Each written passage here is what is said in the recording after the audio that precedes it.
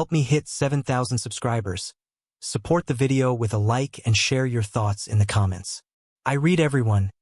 Thank you. I never thought I'd be the kind of guy who wakes up one morning feeling like his life had quietly shifted under his feet. But here I am.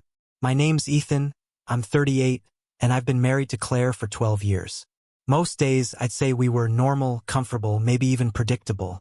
But comfortable can be deadly in the slow erosion kind of way, and predictable can be a trap if the foundation underneath is cracked. Started a few months ago. Claire came to me one evening, her eyes bright, but her tone unusual. A mix of excitement and nervous hesitation. She told me she had been thinking about our relationship, about how we'd grown apart, and that she wanted something unconventional.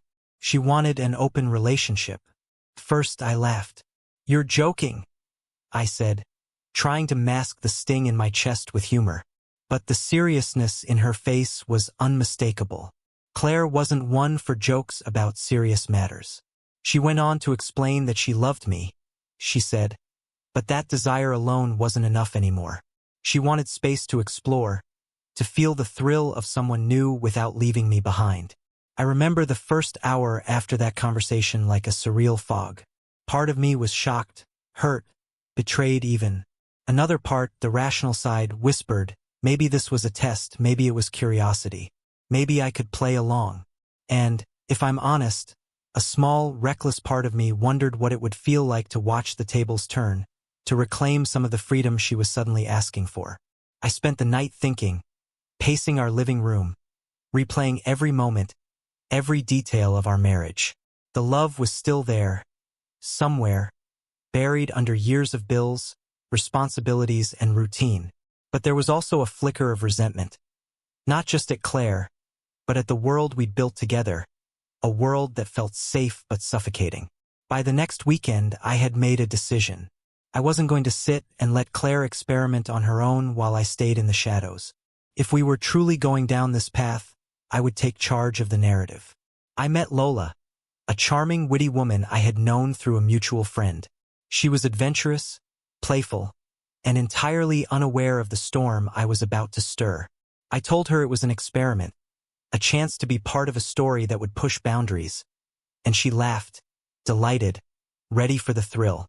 The night I brought Lola home, I felt a strange mixture of fear and anticipation. Claire had gone out to meet a friend, expecting perhaps a quiet evening alone. She came back to the apartment earlier than I had anticipated. I had been pacing nervously, Lola perched on the edge of the sofa, chatting about random things, filling the room with energy and laughter. I could hear the elevator doors open. Claire's entrance changed everything. She paused at the threshold, eyes wide, lips slightly parted. I saw in that instant a flicker of panic I had never seen before. She wasn't angry, not at first. She was uncertain, startled, a little unsteady in the air between us. I realized, with a strange satisfaction, that the power had shifted. The idea she had casually proposed just weeks ago now collided with reality. And for the first time, she wasn't the one in control. I introduced them formally, keeping my voice calm, measured. "Claire, this is Lola." "Lola, Claire." The words were simple, but the energy behind them was charged, electric. Claire's fingers tightened around the strap of her bag. She offered a polite, almost hesitant smile, but I could feel the tension radiating off her. Lola, oblivious, continued to chat, sharing a story about a trip to Brighton she had taken the previous summer. Claire nodded, but her eyes kept darting toward me, searching, questioning, maybe even regretting. The room felt smaller, tighter, the air heavier. I realized how rarely we had shared true vulnerability in years. How long had it been since we had faced something together without the mask of routine or obligation? Claire's panic, though subtle, was raw. It was real, and it forced me to confront my own feelings, my own desires. The thrill I had imagined wasn't just about rebellion or control. It was about clarity, about seeing what she truly felt when faced with the consequences of her own fantasy. I sat back on the couch, letting the tension stretch across the room, letting the silence speak louder than any words I could have said. Lola, sensing nothing, continued to joke, laugh, and gesture animatedly. And Claire stood there, caught in the unexpected, realizing, perhaps for the first time, what she had actually asked for, and what it meant for her marriage. I could see the panic slowly settling into a complex mix of emotions on Claire's face. Confusion, fear, even a hint of jealousy she would never admit aloud. It was intoxicating in a way I hadn't expected. Not because I wanted to punish her, but because this was truth in its rawest form. The fantasy she had proposed was no longer just words. It was real, alive in the room, and she had to confront it fully. "Why are you bringing someone home?" Claire's voice was low, controlled, but there was a tremor beneath it that betrayed her. I smiled, just slightly, keeping my tone casual. "You said you wanted freedom. I'm just making sure we both understand what that looks like." Claire took a step closer, her hand brushing against the back of the couch, almost like she needed support. Lola, still oblivious, laughed at something I had said earlier, her eyes twinkling. And then I noticed it. Claire's hands were trembling. That small, human imperfection made the reality undeniable. She hadn't fully considered how it would feel when the abstract idea she had proposed collided with flesh and blood presence, with someone tangible. I didn't think it would be like this," she whispered, almost to herself. I thought it would be easier." And there it was, the admission she would never have voiced if I hadn't taken the step to introduce Lola into our home. It wasn't about control or spite. It was about clarity. She needed to see, to feel, to recognize the impact of her own desires. I stayed quiet, letting the moment stretch, letting her feel the tension without my interference. Lola continued to chat, moving closer to me, casually resting her hand on my arm while telling a story about a recent hike. The subtle gestures, the light touches, the way laughter filled the space between us.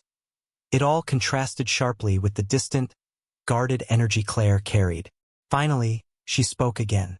I don't know if I can do this. I don't think I'm ready." Her voice broke slightly, and I could see tears welling in her eyes. Not tears of anger, tears of realization.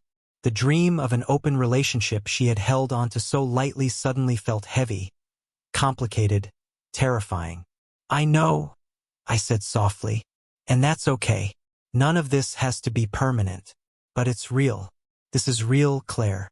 And now you have to decide what you actually want." For the first time in months, I felt like we were honest with each other. Not the routine politeness, the surface-level agreements. Real honesty. Painful, messy, and necessary. Claire's gaze shifted between me and Lola, and I saw the clarity start to settle over her. The fantasy wasn't simple. The thrill wasn't just excitement. It was choice, responsibility, and consequences. Lola, sensing the shift, leaned back, her energy still light but careful now. She looked at Claire and said, "Hey, it's okay. No pressure. This is your space too." Her kindness diffused some of the tension, but it didn't erase it. That's when Claire did something I didn't expect. She sat down on the couch, across from us, taking a deep breath, folding her hands in her lap. "I don't want this," she admitted, finally looking at me fully. "I thought I did, but I don't. I don't want to lose us, even if we've been distant." Hearing those words was a strange mix of relief and triumph. Relief because the foundation of our marriage, the love we had quietly nurtured, even in its flaws, wasn't gone. Triumph, not over her, but over the clarity that had been missing for so long. I realized that sometimes you don't need arguments or ultimatums to understand the truth. Sometimes you need reality to hit hard and make it undeniable. I reached over, taking her hand gently. "Then we fix this together, but not by pretending nothing's wrong. We fix it by being honest. All of it." Claire nodded slowly, a small, vulnerable smile appearing. It wasn't perfect. The tension didn't vanish instantly, but it was the first step in a long journey toward rebuilding trust, desire, and connection. Lola, understanding that the dynamic had shifted, smiled at both of us and quietly excused herself. It was graceful, considerate, and I realized in that moment how much character truly mattered. The night ended with quiet conversation between Claire and me, talking about feelings we had never dared to explore in the last decade. The fear, the panic, the hesitation. It all served a purpose. It reminded us that love isn't static. It isn't about comfort. It's about engagement, choice, and sometimes confrontation with our own desires. That night, I went to bed next to Claire with a sense of clarity I hadn't felt in years. Not happiness in the naive sense, not excitement, but clarity, the kind that comes from understanding the truth of yourself, of the other person, and of the fragile, complicated nature of love. And for the first time in a long time, I felt like we were ready to rebuild something stronger, honest, and fully ours.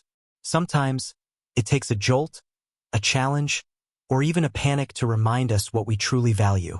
And that night, we found it, in the tension, in the fear, and in each other.